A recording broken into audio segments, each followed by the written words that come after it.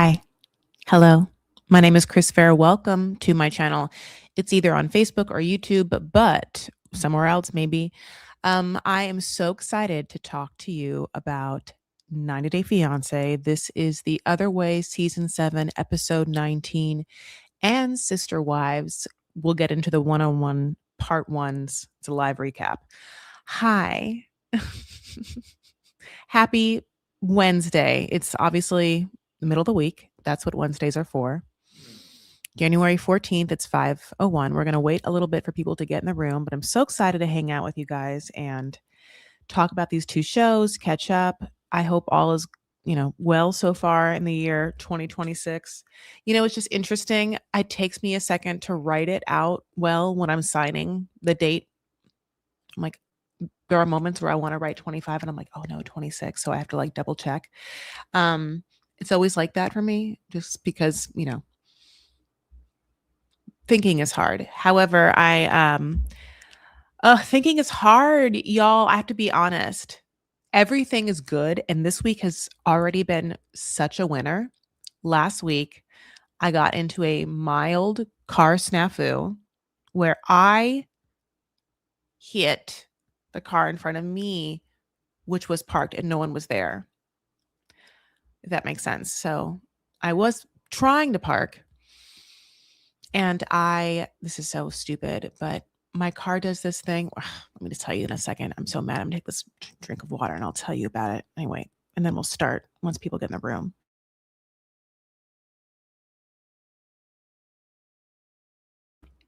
Okay, so my car does this thing where if I push on the brake, it temporarily holds my car in brake and, stop or whatever. Park is the one, kind of. And you can do what you need to do. And what I needed to do, which was to reach over and check to see if I could park here, looking at the curb or signs or whatever I could not see, was like 5:40, which I remember as like sunset has happened, but it's like this weird time where it's like everything is kind of blue gray. Anyway, and also I was like on a major street and just gave me anxiety. Anyway, so all this to say, yeah. So once I reached over to see if there was, parking available, this was a correct parking spot. My car lunged forward. I mean, lurched forward, and I was like, oh, and then, it hit the car in front of me. And no one's in that car. It's a bigger car, much bigger car than me. That car's fine. Minor damage. There is like huge business building on this side, like, ceiling to floor windows, and it's like a kids karate class. They come out. No, they don't. They don't come out. I told you, it's a window. They like, look out with their eyes. They come out with their eyes. They look at me, they like, obviously it's a crash, it's jarring enough that I don't go where I'm supposed to go. I just absolutely just keep going. I'm totally fine. I'm absolutely fine. I had to write a note. Sorry. I wrote a note, gave them my phone number, gave them my name, found a piece of paper in my car. My God, couldn't believe it. And a Sharpie. God bless. Left the note. Haven't heard a thing. Then, yeah, just got in my car, came home, laid underneath a gravity blanket. Felt much better. Had a couple margaritas. Felt, obviously great after that. But having said that, thankfully, my car's in the shop now, so that's already done. The claim's already in. That person hasn't called me, but basically my insurance company's like, if they do call you, just tell them this is the number to call, give them our number, blah, blah, blah. So it's already taken care of. I do have to pay a deductible, but I've already made peace. But that's what's happening in my life. And I'm like, oh, whatever, God bless. I'm moving on anyway. So everything is good. And I'm just going to say that 17 people in the room, I can probably start in 30 seconds, and I'll make a comment to say that she starts at 5 minutes. And then this is a combo episode of, 90 Day Fiancé and Sister Wives. So I'll get through it and then we'll talk afterwards. But I'm so happy to hang out with you guys and talk about these two shows. By the way, have you listened to Christina, my producer on Vanity Fair, my podcast, talk about Before the 90 Days? It's a great episode. Okay, my loves. Hi, welcome. My name is Chris. And of course, today we'll talk 90 Day Fiancé. It's The Other Way, Season 7, Episode 19. And Sister Wives, it's a one-on-one part one combo, honey. Hi. So wherever you're listening, just give it love. You can leave a comment, leave a review, give it 5 stars. If you're listening on Vanity Fair, if you're on YouTube, please subscribe. Please like the video. If you're on Facebook, please like, please comment, all the things. It's like the free way to, you know, reach out and let me know that you enjoy my entire life. Okay. So I'm excited to bring to you some pictures, some stuff we can dissect as we get into it. So let's start with Jenny and Sumit. So guess what? Sumit's mom, Sidha, is not feeling good. And she is like going through it, like we don't know exactly what happened. Did she drink that stuff that, like you do for that crazy yoga, like what's happening? Is it like all of the stress of like controlling her family, like made her stomach hurt? She says she feels dizzy. You know, it's funny. She's so beautiful. I think she's so pretty that even when she's like sick and she feels so bad, I'm like, she's so pretty. Jenny is like, I'm gonna do the Lord's work. I'm not gonna make my usual spaghetti, no Prego, like powdered cheese, none. I'm going to do kitchery. And kitchery they describe as rice and lentils. Now, I've never had kitchery. And of course, am I saying it wrong? Maybe. Kitchery? Kitchery. So, but you do know, being a lady of Middle Eastern means, that I can get around a lentil and some rice. And if you put onions in it, especially two ways, salt and pepper and cumin, it's basically my favorite dish in Levantine cuisine. And I do it all the time in Semjadra. Oh my Lord, it's so good. And it is comforting. It is comfort food. And I mean, lentils, I don't know if that's super digestive, but the rice, oh, so good. Especially if you like in the onions, it's just caramelize the onions so it's like digestible, please. So she's not feeling well, Sidha. Jenny's like, I'm going to make her feel good. Jenny's like, come in. Can I come in? I know you're not feeling well, but I wanted you to be less stressed. And, she's there and she's like, I'm dizzy. And they kind of try and just be like, you know what? We're the kind of family that pops off. It's how we deal. Yes, that was a whole ass look. Um, we yell, we scream. It's like how we get through things, but it's just like that's past. It's just a little family thing. Families get through these things. And it's kind of like they know that Jenny is over it. She's been telling, Sumit, like, I want out. I need to leave. And I don't know if I want to know in a confessional what their point of view is, because they're in confessionals all the time. But let me just tell you. So obviously Jenny is like, here, I made kitchery. That's my white flag. To also be like, it's just hard, us being older women that are set in our ways and we're not going to change. Maybe that's where they thought it coming. And Jenny is just like laying it out there. She's like, I cannot. And she's appealing to Sidha like the best way she can, which is like, yourself. You can only imagine I'm older. I'm even more set in my ways. I'm even more like, you can't teach an old dog new tricks. You know what I'm saying? So Jenny's like, we're gonna move. Yeah, Sumit and I, we're gonna move. It's been great, but like we need to leave. I need to leave. Like no more. And that's when the wildest things happen on God's green earth, where you're like, am I watching this? Am I fever dreaming? Am I the one that's sick? Because then Sidha's like, you are not going to leave. No, you're staying here. You live here with us. And then the dad's like, it's a unique joy for you to stay with us. It's a unique joy for you all to live here. Like, I need 1 billion more details on like what mindset is backing that up. Where did that come from? Why? They don't seem to feel that way. Is it just that they all want to live together? I, I like didn't understand, and that's why I didn't understand how you could come from that place. And I truly needed the producers to pull them aside. I mean, the minute she got better and be like, "Girl, what? What? You want her in your house all the time? It's a unique joy. You can't bear the thought of her leaving. You can't even imagine it. She never makes you tea. She won't wake up at 5 a.m. She makes spaghetti out of a package. Like, what are you is it that you need them? Who needs the money the most? I don't understand where the money is and who needs money more and what's real and what's not. Because I don't feel like the family cafe is like 100% real. You know, I'm like I think that was just like a made upon thing. That's why I feel like it was made like, to be set up in like someone's closet, like, like made up closet, like, they had to put up a wall because I mean, it's already closed, A. B,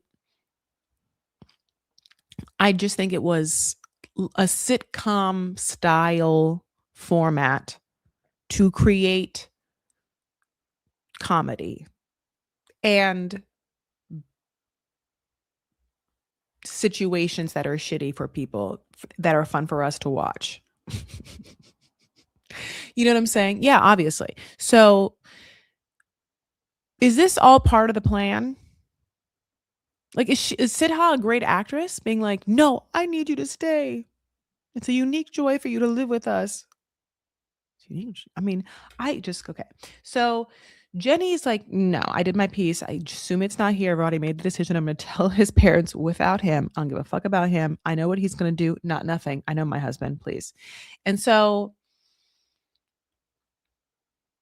she decides to take Sumit to like a beautiful bird sanctuary, and it's gorgeous, like naturey. God bless. I love when Jenny and Sumit do something like something exploratory towards Indian culture and or the natural beauty of India where we can really live in it because like obviously I'll talk about the tantra workshop all day long, but they go all the time to like beautiful places. Like even honestly the park that they were playing cricket? No. Cricket? Bocce ball? No. Cricket? Okay, whatever, God bless. Even that park, all the parks are beautiful. Like here's the thing. I would love to go to India. Like I want to go. I just like need to go with someone. Like I'm never going to be like so indebted to like some yoga studio that I feel like super confident just like going with them and yoga people are weird. Like here's the thing. I'd have to go with someone I know and like that isn't an extremist in any way because sometimes people that go to like I'm sorry, groups groups of American tourists that sometimes go to Eastern, Southeastern, India, Bali, all those places. If you go on a retreat sometimes with people, they're crazy. Yoga people, vegan people, like workout people, like any wellness like kind of person that like wants to go to that place. You're like, oh, I want to go to that place and I want to go with like a group of people, but you're gonna have to go with them. And like, I don't know. I don't think I can do it, like, no, no, no, no. So anyway, Sumit, first of all, looks like a yoga talk about. He looks like someone that would like put on retreats because he looks like a full yoga shaman. He has that long hair, honey. He looks like people give him tidings and he blesses people. Who knows? He does some hot yoga, maybe not. He doesn't have to. I mean, he's fully lived in this. He says things like spiders like to swim, and Jenny's like, "What? What? Spiders like to swim? I've never seen a spider swim on and here's the thing. There are water bugs. It's just that you forget like that there are water like okay. if you don't live in a place with like a lot of just freestanding water or water not purified or just not salt water, there's different critters. To me, in the like as a Pacific Coast, Southern California girly, I've never seen a spider swim. But I've seen things in pools that I wouldn't wanna know what that is, or like a little like puddle that like, has been there too long and I'm like, who knows? That's a weird thing. Um, yeah, the entire world and all of the animals and insects and bacteria, all of it looks so crazy. It's so wild how big and plentiful it is. Like even weird fish alone, all of them are bananas. Bananas looking. I was reading about some sort of gecko, some sort of lizard that was like can clone itself, make babies by itself, like. And there was like some other news story I read the other day, like some mosquito honey is just like it's all female or something. By the way, I'm not a scientist, so just do your own research. But all that shit's crazy. Is my point. Okay. It's a theater arts major. So she's like, I need to get out. It sucks. It sucks here. I hate it. I don't want to live with your parents. It's not for me. I've already told you I wanted to drink and that didn't work. What I'm telling you is I want to be able to take off my bra wherever the fuck it is. I'm telling you I don't want a boss. I don't want a lady telling me what to do in the cafe at my home with her son. She's younger than me. I don't want to get up. I've worked. My name is Jenny. I'm done. It sucks. Now, Sumit has had a lifetime of letting an older woman tell him whatever it is that she is going to tell him and that he is going to just let 0.6% land. It flies through him. It's like a superpower. He's had to do it all of his life. She's like, "It sucks." He's like, "Mhm." His long hair. Like because of his mom, right? It's one of those like in one ear out the other. It's all of it though, because she's been saying it. She's like, I don't want to live with them. And he's like, yeah, what I'm gonna do is live with them, never gonna move away, and we're gonna start a business together. Like he doesn't give one fuck. She's over it. Like she feels like I feel like that's why she's screaming. She's been primal screaming this entire time, and now she's like, what do I have to do? And that's why I'll tell you what she does. She's like, he can kiss my ass if he wants to stay there. I'm going because he can stay there without me.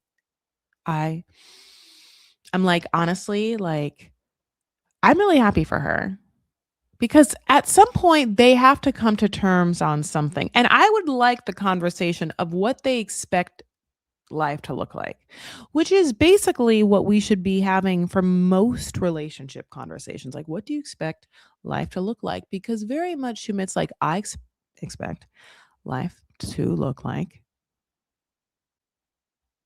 my mommy and my lovely Jenny, my lovely seasoned Jenny, right here by me at all times, same house. Because I also like this was the episode where I was like, okay, your mom wants that too. I thought it was just him this whole time, and obviously Jenny doesn't want that. But now I'm like, Sidha wants, yeah, she doesn't. She wants it too. Why? Is it just because is it just because I love my family so much, it makes me happy for us all to be together and have our own space, but then to come together every night and every morning, every lunch, and then when I walk through the door and see them and also go to my place, like, it's just the way I was raised just to, like, have them all around me, and Jenny is like, "No." It almost feels like they would need a compound, or Jenny and Sumit need their own wing, or like a separate unit on the property. I don't know, but this is all, lots of wants and dreams. Like I don't know what their financial status is, and they surely haven't told us, or laid bare like how she expects to pay for them to live by themselves. Because he just keeps saying they can't afford it. And then she's just like, "But it sucks." And we're like, Okay." I'm like, "Yeah, I can't believe how many episodes I have to say, what is her point of view about that? Like, what is her rebuttal?" Yes, it is going to cost money, but we have it, but we're going to find a place, but we'll go somewhere else, but, like, you'll come to America, like, but I'm gonna get more money, but, like, we'll go into the saving, like, I really need her to just fill out that last little bit for me. Because I wanna be on her side, because she has been very upfront how much she hates it, and he has been very upfront about how he doesn't give one fuck. And also, again, I need her to understand and tell me how they're gonna afford it. I need his parents to be like, "This is why we want them to stay." Okay.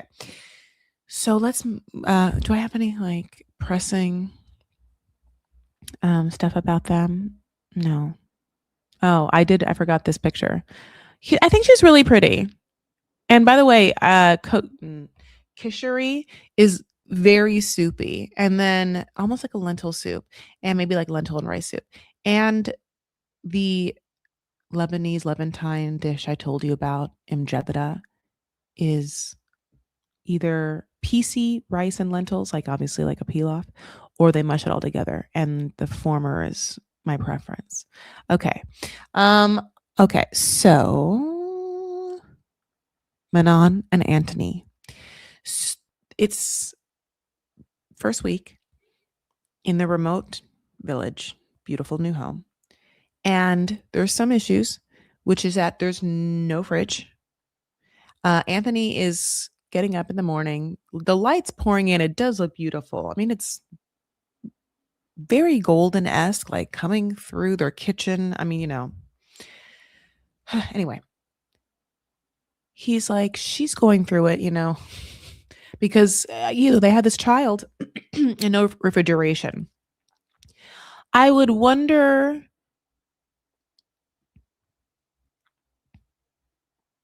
Yeah, I would wonder if there's any other, like, way to I don't know, if there's no way to avoid that, or there was no way to, like, get around that. They seem to have just bought a place willy-nilly without even, like, looking at the Google Maps, at the Redfin, honey. I mean, I do a little research. I can't imagine a whole ass home. You just, like, see it. You don't, like, just drive around. You're already there. So anyway, as we know, Anthony has gotten a job as, like, a camp counselor style person who can speak English. Great. And Manon is spending time with Ben, who is, of course, her son. And also, one of the reasons for them moving to France is for her to have a better relationship with Ben. And in the morning, like, she's doing her, like, best mom, and she's doing it. She's, like, killing the game. She's, like, getting him stuff. She's, like, dressing him. She's, like, super cute with him. Ben's chill. She gets him in the stroller. The stroller, and her have to, like, go up cobblestony, or I guess go down cobblestony hills, and you're just like, whatever goes down must go up. That's a great thing to remember. And I talk about this, I feel like, a lot. It reminds me of how there's that documentary about the blue zones where it's like the people that live the longest or the healthiest, God bless. And it's all the pockets where that happens. And one of the pockets is like some remote cobblestony city in Italy. And it's just basically because people live super long because they're just doing really intense cardio. Like, they're just stepping, like, they're high incline walking, so yeah, Manon's gonna live that life, which is really great. Like, I know that if I can get my ass to the gym and I have whatever, a means to kill myself in some way to do hard work, it's like that stairs coming upside down escalator, you know what I'm saying? So basically, she's like, "Oh, I'm excited to hang out and, walk around with Ben." And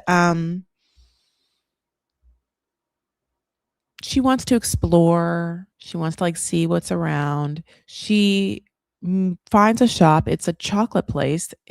I don't know if it's like around Easter. There's definitely different bunnies. And she's like, "Hey, girl, hey, like, what's around here?" And she's like, "Well, not, I mean, around here specifically, nothing. There's a hairdresser, there's a restaurant, but most things are in Saint Amboise, and basically, like, it's like 1.7 miles away, which isn't that bad. But Manon isn't happy about it. For some reason, Manon really considered herself like in New York proper, where you can just like walk out, or Paris. I don't even know, like where you're just, yeah, like in a major bustling city where like your peripheral square footage, square around you, there's all the things you need. Now, she can tell me that in most French provincial towns, such places, yeah, that's exactly it. Like, that I should just be considering her life like what she considered full bell. And, there's the baker, there's the library, there's the bookseller, there's the guy that with the chickens, you're gonna get your eggs, there's like the sexy triplets, and I'm saying, I'm making obviously Beauty and the Beast references, but like she expected a butcher, all that around her, and she's like, freaking out in classic fashion that that's not gonna happen. Now, what is annoying is that the way that she does it is that she's now pushing Ben up the cobblestone hill. And she is like, hyperventilating, panic attacking, like, Ben, why didn't I know that there was nothing around here? And it's like, yeah, girl, why didn't you know? Like, it seems to me wild that you wouldn't do like a little research. I mean, not, no, I mean, this is not where you live. This is not where your parents live. That's Marseille. And also, if it was that important for you to walk around, you would have known that. If also, here's the thing. If all this is real, my heart would say Manon has to learn how to radically accept, like, whatever it is. Like, well, you didn't do it. Girl, you didn't do the research. And this is what exists here right now, unless you're going to, I don't know, revitalize this town. Like, and this is your movie, honey. I'm not quite sure. Bring in a chamber of commerce, honey, and, like, make a main street and put all the things you want on it. I'm not quite sure. You can become mayor. Unless that's what you're going to do. Like, there's no, these tiers are not only moot points, drops of moot points, they're annoying to Ben. Ben doesn't want to hear it. Ben, like, every time you do this kind of stuff, Ben's like, "Where's daddy? I don't want to hear this crazy banshee cry." I know kids don't want to watch or hear their parents freak out all the goddamn time. They don't want it at all. And naturally, their nervous systems are not going to be comfortable around that person because they feel unsafe. Like, at any time, someone can just fly into like a panic, and you're just like, and here's the thing, it's not that Manon can't express herself and have feelings. It's just that you made a mistake. And so sometimes mistakes cost us, and we just have to accept it. Like, for instance, if you hit a car that's already parked in front of you, if your car is damaged, which it doesn't even look that damaged, but of course on the inside it's more damaged because it's a mechanical thing, and God bless the whole like radar thing of my car sits right in front where I smash it in. I'm just saying, God bless it. This is hypothetically what happened to you. I'm saying you would have to understand you're going to just pay the deductible. You know what your deductible is? That's what you're paying. Moving it on. That's what it is. Can't cry about it. That's what it is. She now lives here. She's going to have to, after she puts up the soap shop, get people to bring some business investors and get some restaurants in if she really wants them, and get this place bustling, or consider this a starter home and move on, or I don't know, get another car. One of them. Probably just get the other car or take a bus. I don't know. Here's the thing. I did take buses in France, and I did it in, Avignon, which I already talked about on my channel, is my study abroad program in college. And they were very clean and very lovely, very nice. Now, with a child, annoying. And I get that because of the stroller and everything. My second thought was, can Anthony just take public transpo to his work and leave you the car? Because, okay, so basically, she comes home after her panic attack. He gets home from work, and then she, like, tells him about the panic attack, and he doesn't comfort her, but he instead is like, okay, well, I'm going to have to work even harder and even longer. I'll have to take the car even longer and stay there. And that's when I was like, okay, well, if you are spending the night there, then you aren't taking the car. Like, you are getting a ride with someone else, or you're taking public transpo and a bus there, God bless, and she's having the car because she has your son. You can't just like leave her and your son without a car. That's not a normal thing. Like, it's because you have to assume that, like, if you have a baby, you need like access to take the baby to a doctor. I'm not a parent, but I'm assuming that people that are parents know that if you have like one young baby and you're with, and that's with one parent, that parent should have access to a car because if something happens, she's got to take the baby somewhere. Like, again, to la medique, I don't know, to la pharmacia. I'm not quite sure. So that part doesn't seem real. Some parts of them don't seem real. And that part, and it's annoying a little bit because I wonder if there is drama there that they really could come into. Like, can we talk to her sister more or whatever? Because two things. Manon is playing by the handbook I told you, which is that she's going to be like loud and crazy and then like, be able to parlay that into whatever. She certainly knows and plays with the fact that the streets of Reddit or whatever, like, don't like her, talk shit about her. And it's annoying to me because I think that people don't see, don't see the puppet strings being pulled. And like, so Reddit sometimes can be so vicious and angry. And then I'm also sometimes like, or is it her posting? I never know. I never trust anything. Okay. So anyway, they fight. She's really mean to him and she's like, well, you have to get another job. And I was like, no, he takes public transport. Because now he went from like not having a job to the not having a good enough paying job. And it's like, well, there's like a little bit of there's a bridge, girl. He just gave you that baby. Like, he just handed over Ben. You just moved into this house and now this job isn't enough. And it's basically only a summer job anyway. I'm like, or what? I mean, it's a camp job. Okay. I don't know time, but I do know that there were chocolate bunnies. Unless there are French chocolate bunnies all year round, it's always French chocolate bunny season. You tell me. Then I'm assuming this is like spring training. This is like maybe May, I'm sorry, April, May, and we're getting into like, what is the camp seasons? June, July, August. I mean, or not. So to me, he has a comfy job and then he's going to have to get a job later. But why would he get rid of his job now? Why wouldn't he just continue making the money? Okay. So she's like, we have to leave. We have to go back to Marseille. And she's so upset that he doesn't like immediately get on board with her.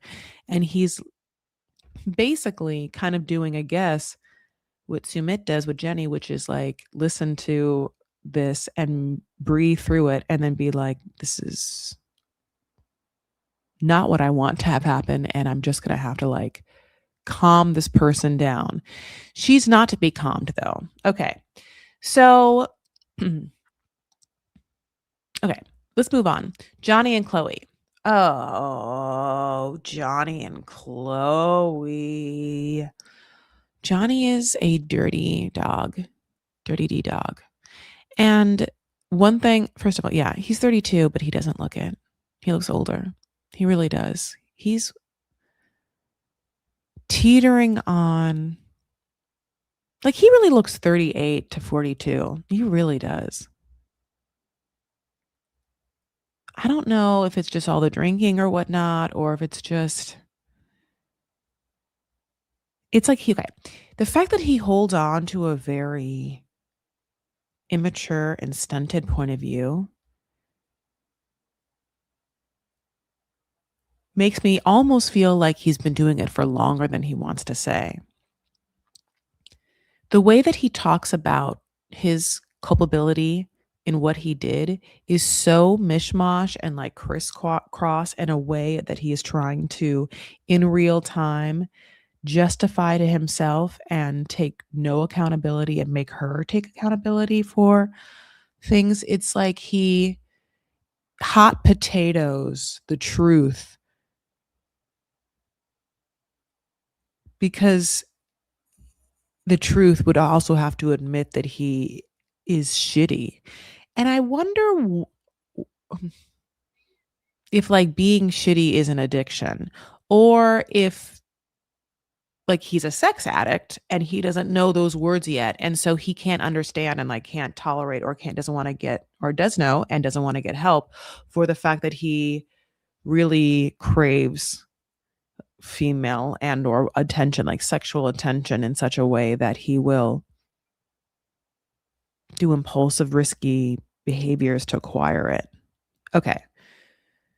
So he's like, "Yes, I asked a woman for nudes, but it was just that. It was just, a weird thing. It was just one of those things where I just really wanted to like see some bloopity loops and ba so I knew that this woman would give it to me because she's been all up in my DMs in my Instagram, which is like, why are you even entertaining? Okay, all of that. Why would you be entertaining that?" And then he's like, "So I just, yeah, I did the easy thing, the thing that all men do when they're in serious relationships with like, I mean, Chloe is 10 12 years younger than him, 10 years younger than him, 10 years younger, and very good looking.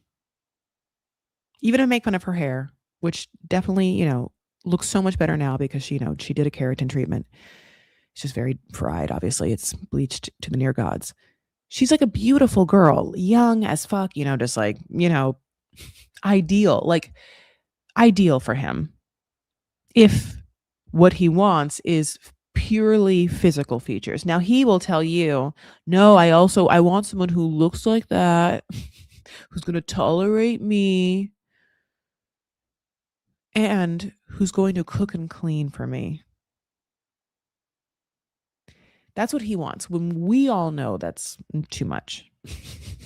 Too much, too many things to want. Like those things don't check out. Like all of those things are not going to align for you, buddy. But that's what he's asked of Chloe.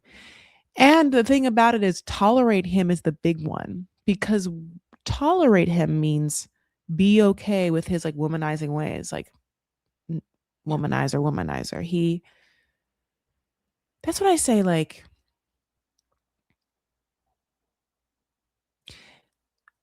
I don't know if this behavior of like the impulsivity and the risky business and like not being happy with what you have and like not just, being really into and thankful and grateful for this girl, like, obviously having sex with you, Chloe obviously does. God bless. He is like, "No, I'm gonna also get this, like, DM baddie on the side, this Instagram baddie on the side to DM me, whatnot, and keep those pictures in a hidden file, play with danger," or whatever, and, like, is that indicative of, like, alcoholism? I mean, I'm not quite sure. Is there something else where he just, like, does all that? Or is it just such deep insecurity, and it has, like, maybe not an addictive element, but just or whatnot, where he needs to feel love or wanted or like that kind of hole to fill. Like you could, what if he was like, "Because of my mother," you could say that. I'm not quite sure. Or lack thereof. God bless her. RIP. Or whatnot. Like, what do you guys think about that? I could say Chloe is a young girl. She hasn't lived on God's green earth like long enough to, I feel like, emotionally support someone who desperately needs holes filled like that. You know what I'm saying? I don't think she has the wherewithal and has nor should she to like deal with that. And that's a lot on him to not know about himself. He's just like, "Yeah, I have, my own needs. I'm a man, and Chloe done fucked it up because how dare she after what I did mention my mom, because Chloe, because she is at the end of the day a kind of young mean girl. Was like, yeah, I can't believe that you would go behind my back and get nudes from some lady, especially that your mom is dead. She's looking down on you. She probably rolled over in her grave knowing about what you did. And he's like, it was really harsh. She's like, bye, bitch. Yeah, here's the thing. That is really harsh, but he needs to hear it. Whatever it is, if this hopefully being on TV or whatever is a thing that will require him to do some sort of deep dive into his soul to be like, why do I do the things I do? Why am I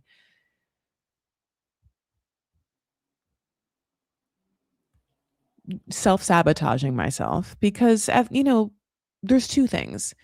He decided to get in a relationship with someone who's much too young, and he should have known that. And then require upon her more than she wants to give, which is that she's hot and young. And then he wants to now have like someone who's going to like be a full trad wife and like cook for him and clean. She wants hot water and she wants a body wash. Like, like, no, she has already laid the groundwork, and her mom, that you aren't doing enough for her. So for you to turn around and be like, and you're not doing enough for me besides that you're 20 nothing and look the way you do is like crazy. It really is. I mean, it really is. And then he's going to kind of cheat on her and require her to like not hang out with her friends. She hardly knows anyone on the island but besides him. She's wearing Cartier and Van Cleef. She's wearing the shortest jean shorts he's ever seen. And she's obsessed with him. He self-sabotaged by getting a relationship that was never going to work. And then when he found someone he wouldn't sacrifice and get better to like meet her, nor would he go to therapy and like realize like why he is a little toxic, and instead threw it all on her. So now she's coming over, and she comes over. She doesn't want to see him. And she has that Stanley. Stanley's came and went so fucking fast. I can't even believe it. Like Stanleys are gone now. Like what? I mean, she's okay. But this was the time of Stanleys. She has hers. She has to get her purple luggage that he has gotten ready for her. And he at first is like so nice. It's disgusting. She walks in. He's like, Chloe, hi, I'm happy to see you. And she's like, I don't want to talk. And he knows that she's like about to cry. And he's like, Chloe, why? Why don't you want to talk to me? And then she starts crying. And he's like, I fucking got her. And I'm so mad. I'm like, oh my God, because Chloe's like, and I'm like, no, Chloe, get your purple hard cases and get the fuck out of there. Come on. Like, like half of me is like, I'm surprised that her mom didn't make her like FaceTime her as she was like getting her stuff. Okay. Or I'm surprised that she wasn't like, hey, I'm pulled up. Can you bring my shit out and put in this car? Because remember, I didn't say. So anyway, God bless. She had told the cab driver, like, wait outside. So he is like, does a 180 that is like, okay. Okay. He does a 180 where he goes from nice to me in a way that is like banana whammas. It's so jarring that it scares the hell out of her, and her mouth is like open. He just suddenly gets super mean and super, crazy, super aggressive with her. And she hopefully will watch this and be like, I'll never get in a relationship like this again. I have learned a lesson. And I went on this show to teach others, because he's not it. He is like weird, and he's like going to come for her, or like, he's just like going to make her feel guilty, and like he's going to try and make her leave the situation thinking that she did something bad. And he wants to personally feel like he dodged a bullet. And it's so gaslighty. It's so where she obviously dodged a bullet. It's so crazy where he's not going to learn a lesson if he tries to pull the wool over only his eyes. That's what's funny about it. It's like I truly wonder who he thinks he's fooling. Like when he watches this, if he thinks that he did it, if he thinks like that he made America believe that she wasn't good enough for him and that she was as guilty as him for deciding to be in a relationship with someone who's 10 years younger and cheated and all that stuff, like, which is why I love a tell all, because I really need someone to just like put his feet to the fucking flames, you know? Um, and I really would love it to be Chloe's mom. But I also don't know if it will be, because there's a part of Chloe's mom that I feel like if she comes to the tell all, she'll just be only so happy that like she didn't have to really do anything except have like a free vacation and like, you know, have one day where she tried to buy a car. Where she'll just be like, I don't know if she's gonna be like, I don't need to talk shit. What are you gonna do? Or if she's gonna be like, how fucking dare you, my baby girl. Here's the thing, yeah, everyone's like, Chloe is for sure immature. But yeah, of course she is. Yes. She's been so sheltered. She's like a little cheerleader. She just like got into like a rebellious sexual relationship with some older dude she thought was like hot that made her feel cool and older. She loves doing that white eyeliner. Yeah,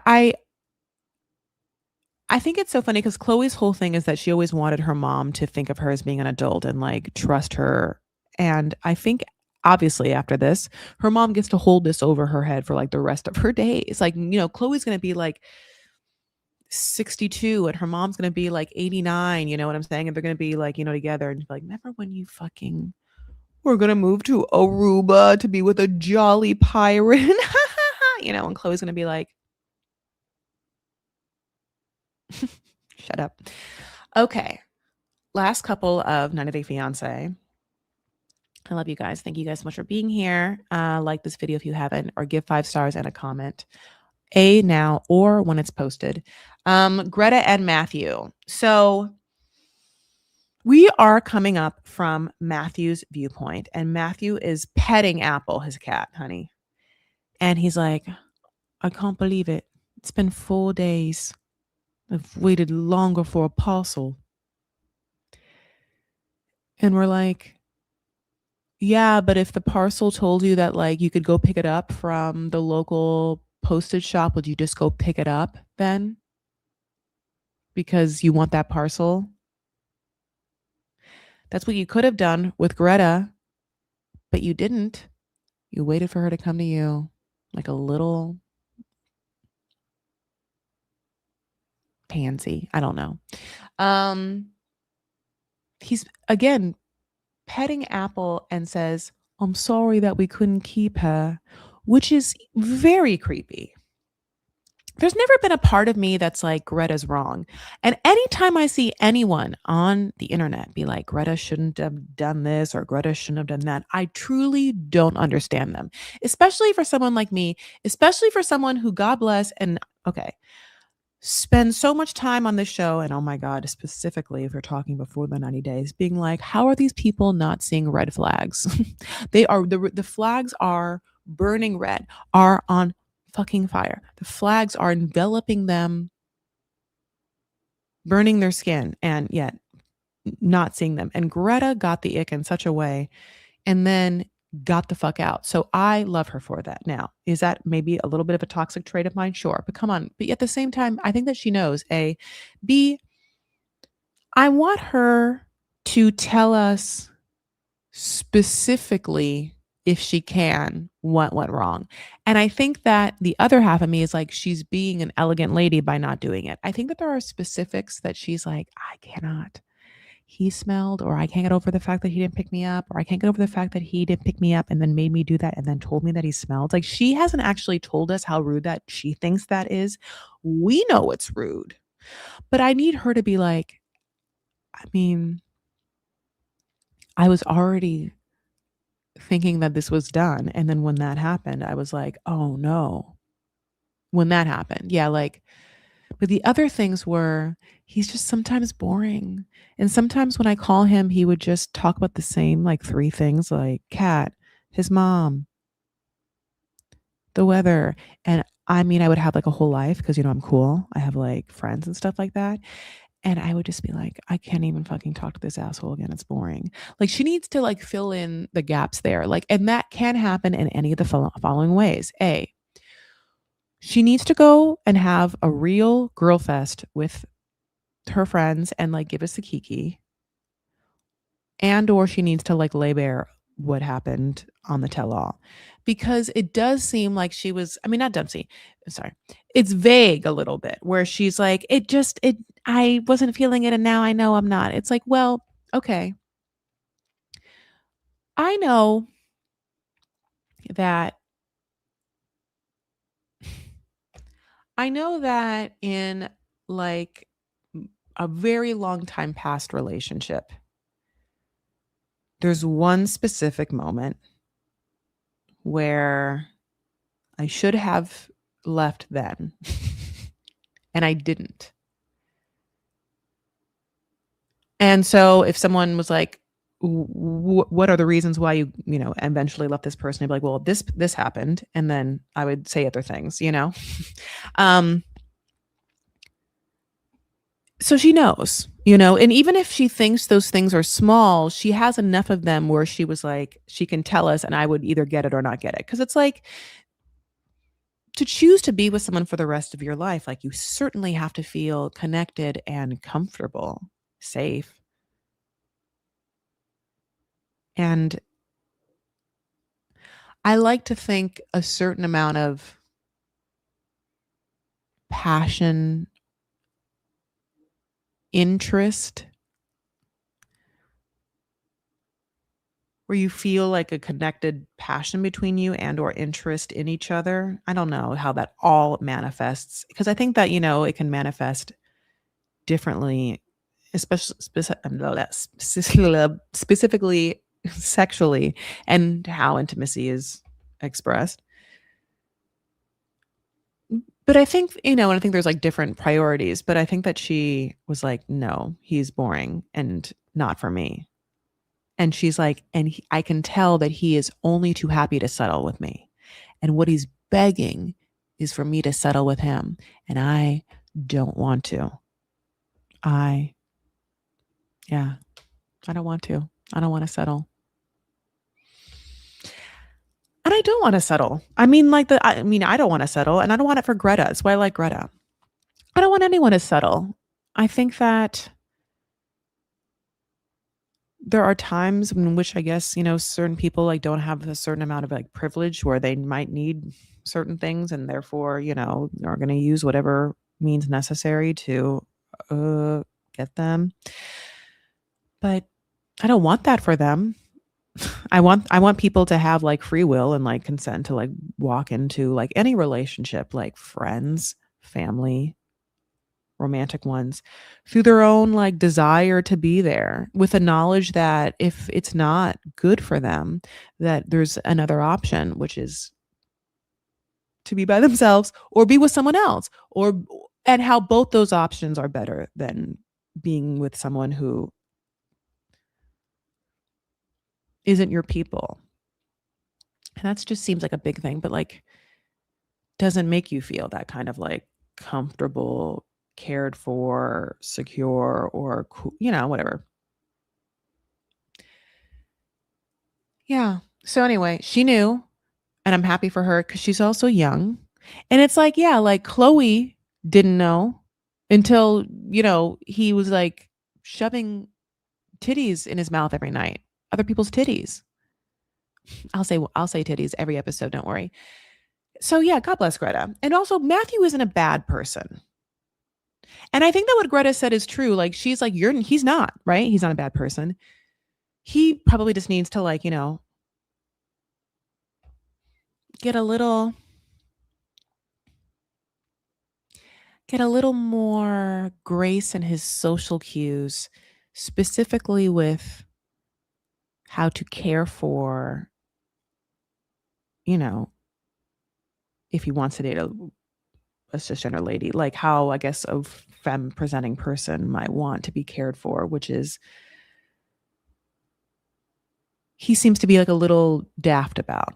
And here, I mean, some people are slow to warm and some people are late bloomers. And I could see how Matthew could be that. And I think that Matthew has so much potential because I think he's handsome. I think he has, a family that cares about him and love his mom, love his grandma. And he cares about animals and he likes cats. And there's definitely a lot of, femme presenting people around here love cats. They love those cats. Some people love cats. Okay. God bless. So, potential is out there. And so if he could just realize that if you like someone, like show them you care by going a little bit of an extra step, by maybe even like being chivalrous,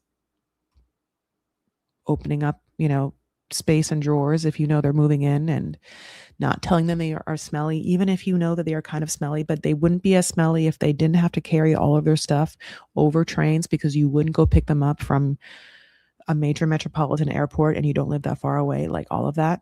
I won't let it leave. Like he could learn that by watching this. And then the next time he falls in love, he could treat that person so lovely, so cared for that that person is like, oh my God, Matthew, who's sweet, lovely, is handsome, and treats me with such care. Like, what a fucking catch. And they'll live happily ever after. And Greta will be representing PETA somewhere, New York, in a high powered business suit with strong shoulder pads, same cut. Listen, she still wears like the frilly Doan style, poofy sleeved prairie dresses just on her time off because she knows it's not like lawsuit attire. And she is a bustling, very expensive, very busy lawyer. This is the year 2028.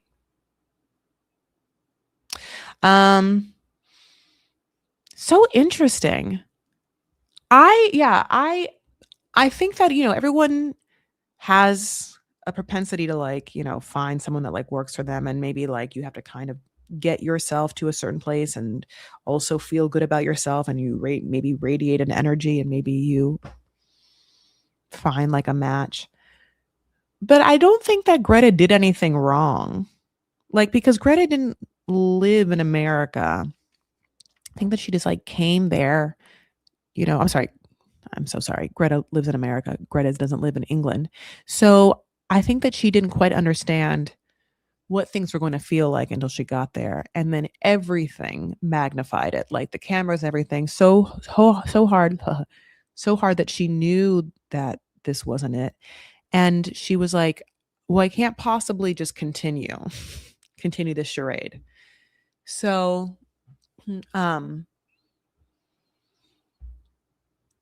now, if something comes out wild, like if the tell all happens or something and she comes out and says something like super surprising that like makes me not team Greta, I will be shocked. B, I will be simultaneously, I guess, not team Greta if it's like really bad, but also still team Greta a little bit for having like a surprise twist. Because I would appreciate something that is a little sinister or a little dark, because they do seem so chill. Like they are so, and which is fine, a little bit mundane. you know, like this is horrible and seedy, but like if she would come out and be like, and now I'm a dominatrix, and I try to do BDSM on Matthew when he wasn't into it. It's like when I knew that like he was too vanilla and that's why like he wasn't going to be for me. Like if here's the thing, and me saying that, like if she did say that, I would be like 100% still team Greta. But like I do want something speaking to what it was. So that was the end of the 90-day tow. We are going to go into 1 hour. I'll be able to leave a comment. Sister wives, what you guys think? I love the fact that you're not into Greta. It was her unwillingness to pay for massages. That sounds like Javon and Annie Lynn. It was the house and talking about the kids. I love you, Hawaiian dude. Thank you so much for hanging out. No, it's because mama wants to have eyes on her, make sure he's doing housewife duties to control her. Ooh, lo, lo, lo, lo, lo. Cricket, I believe. Thank you so much for correcting me. Okay, my babes, can you believe? Okay, after the apology tour, we are into Suki and Sister Wives. These are the one-on-ones part 1. First of all, shout out to Sister Wives Professor if you listen to podcasts, by the way.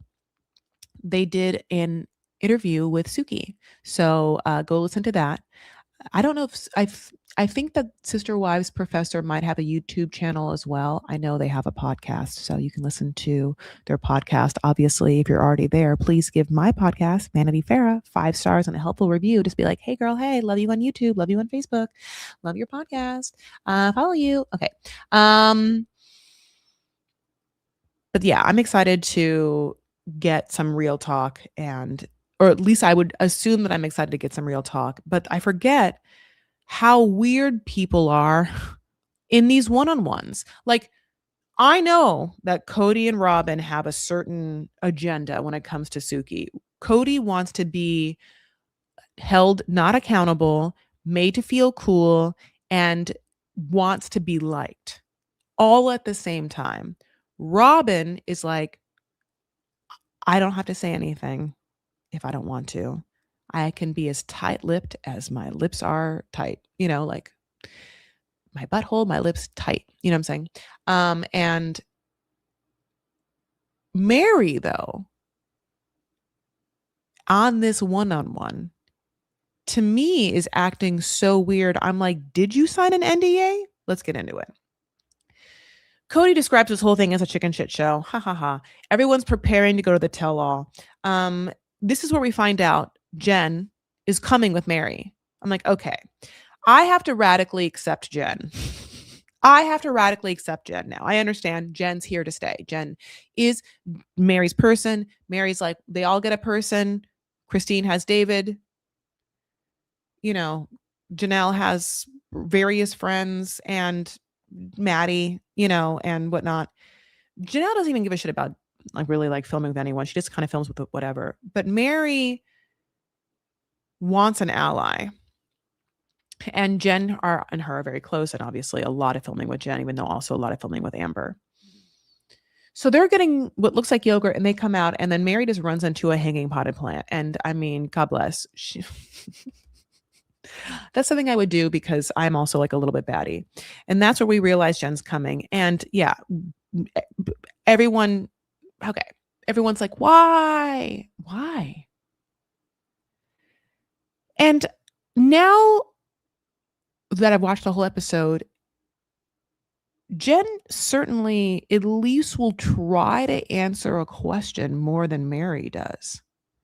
That now I'm like, did Mary sign an NDA? Or is Mary like, I don't want to say anything, but you can? Like, I'm going to have Jen just say all the things I want to say. And Jen barely will say anything at all. But it's like Mary thinks Jen is her like bad cop. And Mary's playing good cop, if you know what I mean. It's just that Mary's good cop isn't that good and Jen's bad cop isn't that bad. So it just seems like two samey wamesies women that like really won't answer a question with any detail or any nuance. And like, honestly, as I watch Suki try and have these one-on-one interviews, I can really watch her die inside. Like Suki's not having fun. Like I'm going to, like I just really am like, she's just like trying to get these women to answer questions and they're not. Mary's weird. Like sometimes Mary will just stare at Suki with her like, hair and her eyes and they're big and blue for sure. But like sometimes it's like, I'm like, what is happening back there behind those things?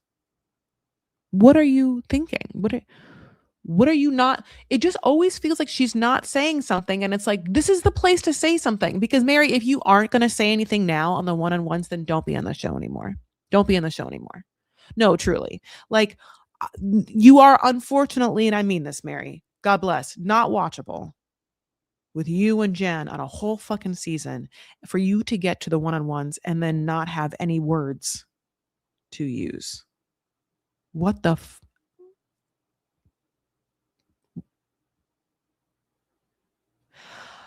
know what the producers have to do.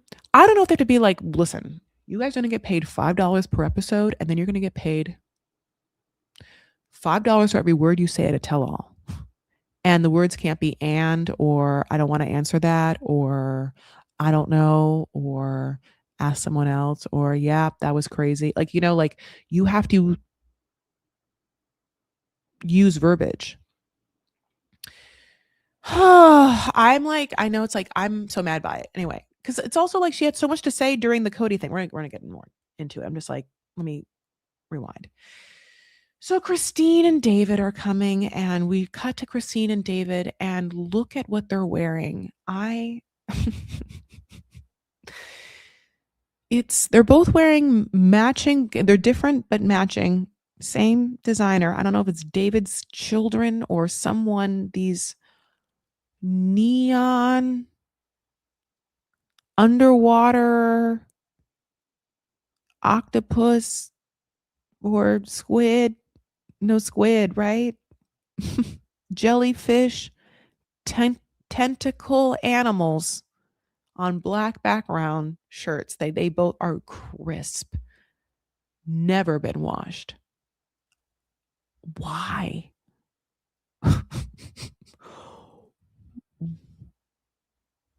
Why? Then that's like one why. And you're like, okay, Chris, dial it back. You're just gonna have to get over that. Okay. And then David's like, yeah. I'm excited to go to the tell all. We're like, well, at least someone is. And he's like, yeah, but it's because I want to talk more because the last tell all, this one talked over me. She kept talking over me. And then I was like, David, oh no, we don't care about you. David, good. Good that she over talked to you. Your opinion is null, not important. It's an NA, it's not applicable. David, the show's called Sister Wives. You have nothing to do with this show. You are married to one of the ex sister wives. She is not even a sister wife, and you're married to her now. You're the reason why she's not. You're not a part of this show. David, I don't know what David thinks that he needs us to listen to. Like, I don't know what he thinks his thoughts are that we need to hear, but like, no. Is it that he just wants to talk shit about Cody? With such words, I'm like, the thing about it is, I don't think that he's going to get a lot of airtime because one thing about men sometimes is some men love the sound of their own voice. And sometimes they're great voices, and sometimes they're totally necessary. Like, I hate to say this, Cody's voice is necessary, right? We want to hear Cody's voice right now. We would be weirded out, although it would be very telling, if him and Robin were always singing together and Robin was the one over talking Cody. First of all, we'd be like, oh my God, that is, we would eat it up. But at some points, we'd be like, well, Cody has to talk. We need to hear his thoughts about how he blew up his whole family, like it's true. But David is a moot point and not important. I mean, barely relevant. So we're like, no. So then he decides to get in some cart and they're going to like, drive the cart thing to the tell all. I don't know automobiles, my loves. It's like a dune buggy. Not a cart. It's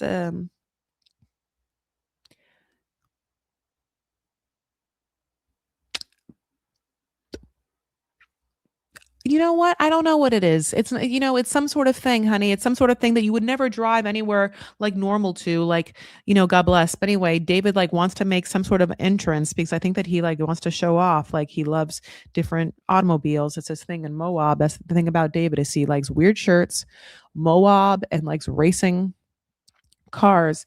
And so they decide to go to a truck because it's quieter. And they also realize they're going to drive through Scottsdale. It's going to be like too fucking hot. Where it's like, oh my God, you guys, how do you not, why? So a side by side, he has a razor. Okay. Thank you, God. Thank you, God. Yeah. Here's the thing. It is called a side by side. And they did say that. I forgot because when they said side by side, for one moment, I thought it was whatever you call like a motorcycle with a little side character. The motorcycle is the main character. And then they had like, sidekick. Is it called sidekick? I don't know. When they said side by side and then they showed the vehicle, but before they showed it, I was like, "Is it a fucking motorcycle?" And he's gonna put her in a little, like, sidekick. Anyway, sidecar, I don't know. Okay. So then, we get Janelle going to the tell-all, and Janelle is just like, "I hate it. I hate these tell-alls," but she's, like, being, like, sarcastic about it. I don't know. Okay. Now that everything is said and done, I'm assuming why would you hate the tell-alls? But now I realize it's because they're just living their lives and then the producers like cobble together like, 5 years of footage and then like tries to come at them with things they think are dramatic and then they have to like answer to them. And Janelle knows people are coming for her. So maybe that she's like, she knows it's going to be for her. So the one-on-one start, Suki is wearing this like mauve blazer pant set that I really, really liked. Just really beautiful. And she starts it with Cody. Oh, this is another picture of it. Tee hee hee. And she's like, "Hey," and Cody's like super awkward at first, and he's just like always super awkward. Like Cody's first 5 minutes of every conversation is like really hard to watch. And she asks him if he has any hidden talents, and he says, "Yeah, like running my mouth." And she's like, "Hidden, buddy." He's like, "What?" And then he's like, "Yeah, yeah, yeah. You might have seen this before because they've been shooting for 40 years, so they have so much footage." He's like, "Yeah, I'm a big walking on my hand type guy. Not a lot of guys can walk on their hands, and so I just do it sometimes to show off and let the people know I still got it, still got the walking on my hands." And she's like, "So just doing a handstand?" He's like, "Well, no, I said walking on my hands, like Jesus walked on water, me walking on my hands." Now, I love and hate this. A, because this is she asked a question and he says it's a hidden talent, and by far it is a hidden talent and whatnot. Now, I often talk about my hidden talent of like being able to do a human pretzel. I don't want to be able to do it. It's what I can do. I've always been able to do it. And I have busted out, not all the time, certainly not around, not like, not all the time or whatever. But at the same time, I do bust it out, A, because verbatim what he says, not everyone can do it. And then also B, I can't count letter wise. B, because I sometimes bust it out to see if I still can do it, which is so what he said that I'm like, oh my God. Oh no, I'm him. So he then, other people get asked that question. Mary answers, "I can juggle." So Suki's like, "Okay, 3, 4." And then Mary's like, "Personalities." And Suki's like, "Okay. All right. Well, anything that's real, like, you know what I asked. So can you just like actually answer the question, or do I have to like jump into this weird bit with you? I'd rather not, because you are super sometimes weird, Mary. And so I don't even know if this is, can we just go back to what I had asked?" And the thing about it is, it's a funny thing when someone is doing their job and their job is to like ask you questions and they ask you something mundane and you make that a fucking nightmare. It's just like, "Oh my God, Mary. Ugh. Just answer the question. I whatever you want. You cook things. You always are cooking. I make fun recipes. Who knows? You don't have to answer some weird thing. I juggle personalities. I juggle Jen's personality. I juggle Cody's. Like, okay, guess what? Most people juggle people's personalities. To live in this world means we're juggling people's person all the fucking time. Everyone has people in their life, and those all people have personalities. That's not a hidden talent." Suki's like, "Oh my God, Mary, please." So then it gets worse.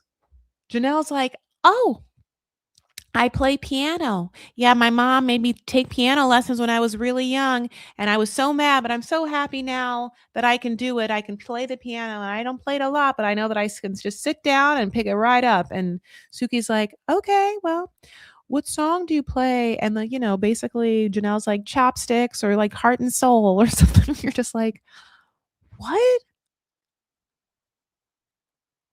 So then Janelle sends a follow-up video where she's sitting at the piano being like, "Just kidding. No, I don't know how to play anything." I forgot it all. Mm-mm. Moats, nope. No, I don't know. Beethoven, don't remember because I lied to you. Then Robin. Okay, then Robin. Okay, then Robin. Now, Robin's like, oh, my big talent is I'm not gonna be able to have sound. She's like, I can break dance. And fucking Suki's like, oh, you're a B girl. And then, oh my God, she does put up this, honey, fucking video. I seen a rainbow yesterday, but too many storms have come and gone, leaving a trace, and not one God given ray. It's 98. Oh my God, look at her. Yes, I'm a B girl. What in the ray gun hell are you? My, that's your hidden talent? Are those diesel jeans? Oh my God, Robin. That's not a hidden talent. That's not a you're okay. It's not that I want to be mean. It's just that I guess what do the words mean to you? What does those words mean to you? What does hidden talent mean to you? Like, I don't even know. This is really bad, but like half of me is like, this is showing the educational level of all these people. None of them know what that phrase means. A hidden talent? First of all, that's not a talent, Robin. You're not talented at that. Like you're not good at that. You have to be good at that. That's not you. You have to be skilled at whatever this thing is to say that you have a talent for it. So like, no, I'm not. I would in a billion years, you wouldn't be like, Chris, what's your talent? And I'm like, dancing. And then suddenly I start belly dancing, which I'm not that bad at, but I'm not great. I'm not like, making money. I'm not a belly dancer. I'm not like, I would just know. So I would never ever say it. You know what I'm saying? That was wild, wild to me. She thinks she's good. She wishes she was a B girl. I can't. I just, it overwhelmed my soul. So Suki has to swallow all of that. And then Christine has her chance in the sun. And Christine answers the question normally. Thank God for Christine. Christine's like, I can sing like Snow White. And then she does. She's like, I'm wishing I don't know. This first of all, my Snow White sounds elder. Christine sounded better. Mine sounded old. Wait. I'm wishing. That's a little better, but like, my first one was I know, not it.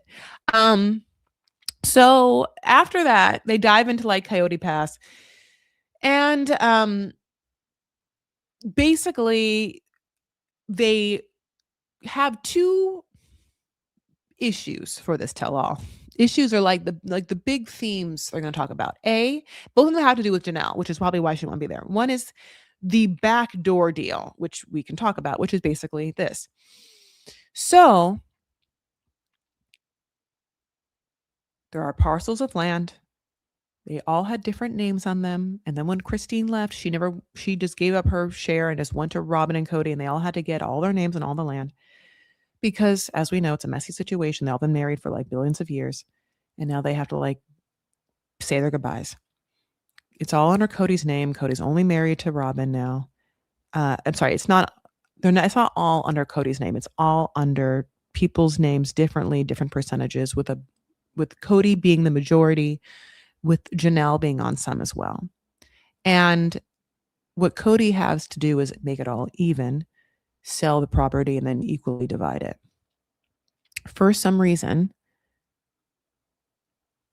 he didn't want to do that, or it was annoying to him because in his core of core, he feels like Mary does not deserve the same share. And Janelle maybe does too, in their own like financial politics of their family. So during the time of the sale, Cody had options because there was a buyer interested. Robin tried to make Mary sign an NDA, and Mary knew she did not have to sign that NDA. So when she didn't, she held it up and then she forced Cody's hand to either be really shitty, sell it and not give a fuck about her, or do things right. And he wants to be like, I did when Janelle gave me the idea to fucking just do it without her. And Robin was the good angel that sat on my shoulder and said, no, no, no, God and me wouldn't want that, Cody. So I didn't because of Robin. But Janelle was that evil devil sitting on that shoulder, the other one, not where my shy, pretty wife sits. It was telling me that don't give a fuck about you. And Mary was like, oh, okay, so now all that's played out. And Mary's like, I can't trust either one of them. When Suki's like, Mary, what do you think of that clip? Mary's like, I mean, what's there to say? And Suki's like, what you want to say, Mary. It's what I asked you. Like, say what you are thinking. And she's like, well, if I said what I was thinking, it'd all be bleeped out. So what's the point? And it's like, oh, I'm sorry. The point is that you're on a show. You're on a reality show. You're being filmed right now. There's going to be people waiting for you to answer this question. That's what I feel like. There's cognitive dissonance. I can't say that word, but you know what I mean. Cognitive dissonance. I know I have it too. Anyway, but here's the thing. There's something missing. Okay, come on. Like, just answer the question. So then kind of Jen does, but not really. Mary says she can't trust either one of them. And then we get into like this girl group and girl games. And I was like, this doesn't even feel like this is a real thing. This feels like an added storyline. But Mary's like, I don't fucking like Christine or Robin at all. Like, and I barely trust Janelle. I don't want to be part of this. And we already know that Robin doesn't want to be part of the girl group, and the girl group is all the ex-wives. And so then Suki's like, well, the girl games are this. It's like when Janelle was on the phone with Mary, Janelle said that Robin was the shy, pretty wife and wanted to like get that off her chest, that like it was so crazy that Cody only thought of her that way and only wanted that kind of person when he was a different kind of person all the years they were married. And that's not girl games.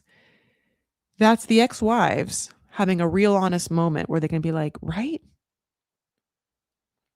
Which we've wanted the entire time. It's like Janelle should have had that fucking conversation with Christine, because Mary wasn't safe to have that conversation with. I don't know why Janelle thinks that Mary was safe. Janelle should have known better, but she wasn't. So Mary's like, I just didn't say anything at all. I'm like, okay.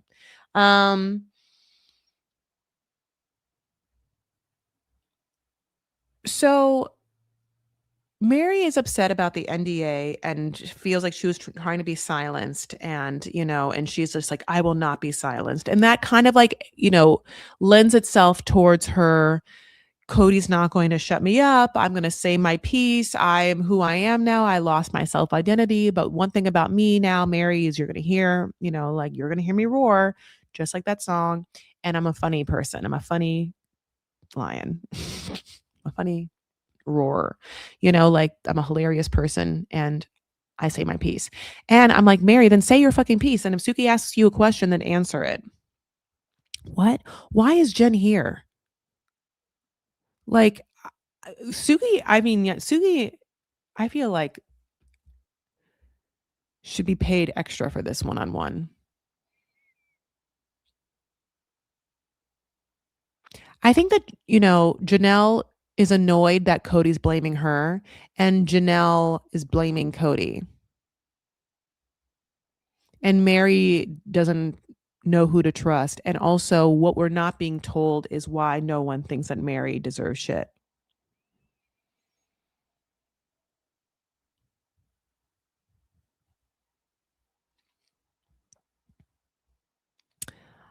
Yeah. I wonder if Ron's gonna show up. Obviously, that's Mary's speed dating person. I wonder if Janelle took that sundress and, that low cut V-neck sundress out for a twirl, and whether she's like dated someone. Like, I hope that we get into some fun conversations. I almost feel like Suki should have buttered them up with like good conversations like that first without diving into like the girl games and backdoor deal. Because one thing I need Janelle to feel comfortable. I don't even know what to do. Like, I almost feel like there needs to be some sort of comfortable sit down tell all where you can like maybe have some wine. Like, we need to like, or get, like, we need Christine, put them together. We need people to feel comfortable and a little loose, because I can't stand these one-on-ones where people are so guarded that we basically get like non-answers and just like really stiff, you know, interviewer people just being like, I don't know how to move on from here. Because yeah, like, we weren't given a great season because they won't film with each other. So I'm mad that they don't know that they have to like do better in these tell-alls. At the same time, I recognize that they are only going to do what they're going to do. And, it involves like MLMs. So what am I expecting? What am I expecting? My loves, that's basically the end of the tell all part one. We're going to get more obviously next week. I'm super excited for it. And we are being teased with a huge drama, which is Mary's catfish situation from Yor having been told to Cody by Robin, and what everyone thinks about that, which I can't wait for that. So I'm going to be excited. So hopefully they'll have some special guests. I would love some kids. Give me some kids. Ones that will talk. Feed me. Feed me Seymour. I need blood, and the blood of sheltered polygamist families. I hate saying it. I said it, but I felt bad. Are you guys watching that new Amish show, Surviving Amish, Turning to Amish, Returning to Amish, turning to Amishness? Are you watching that? Just bringing up like sheltered folks. Yeah, tell me if you are. Are you watching Traders? Because that's what I'm waiting. I've been waiting on my own schedule to like get my life together so I can really watch it. I'm so excited. I've just been so fucking busy. I have so much writing to do. I'm supposed to go to a show tonight. I might not even go, so I can just like sit home /write/ watch something fun. Recorded it, haven't watched it yet. Okay. Good to know. I really want to watch it. I'm going to watch Traders and that Amish show so bad. But I have to write a sketch. I have to do so much. And yeah, I bought tickets to a show tonight. Traders is good. Hawaiian dude. Okay, so Traders is good. Amish better not be more people trying to promote their socials. That happened? Okay. So anyways, my loves, yeah, if you haven't heard, I'm probably going to skip the show that I bought a ticket to just so I can stay home and watch stuff, but I'm also going to cook dinner for myself, which I'm happy about. I'm trying to take really good care of myself, and good care of myself for me means executive functioning on point, which means I'm ahead of the curve when it comes to food prep, having food, prepping it, cooking it, clothes, putting it away, having everything steamed and fresh. I'm going to clean my makeup brushes, which is like half a battle. I got all my dry cleaning back from all of like my travel. Feels great. Obviously, my car situation, got that taken care of. And I'm going to cook some sort of teriyaki chicken dish, right?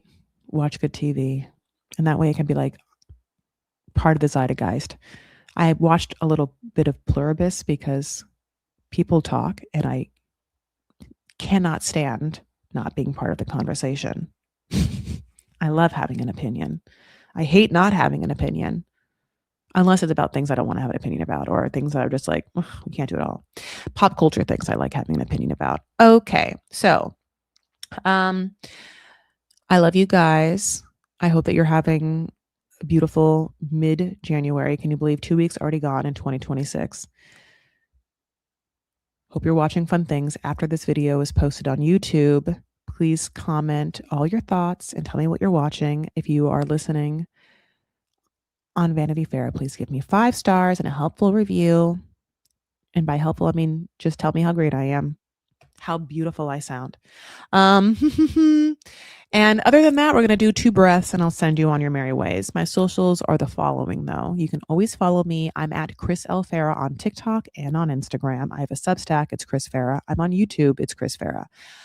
I have a Patreon, Chris Farah, where I have the visuals for Before the 90 Days going up 24 hours before anything else.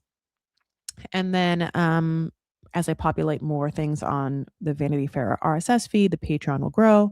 So Patreon, Substack, Chris Farah, YouTube, Chris L. Farah on Instagram, TikTok, like I said, Facebook, Chris Farah, and Vanity Farah is a private group on Facebook. You can join, and I post when I go live, and a schedule usually. So all of that exists. Thank you so much for following, for liking, for engaging with me and spending time with me, for tickling my algorithm. Or of course, if you want to give me money, you can on Patreon, all of that. Just in time for you. Yeah, we're going to breathe and we're going to say her out. I love you so much though. And thank you so much for Lisa for popping in.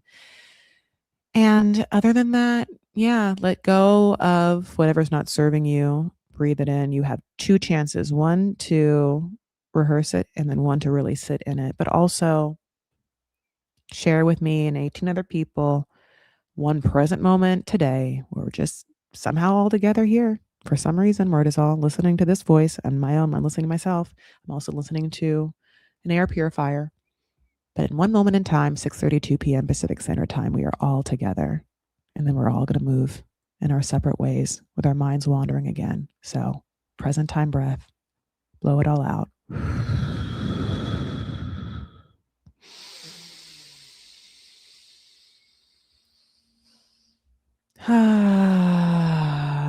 One more.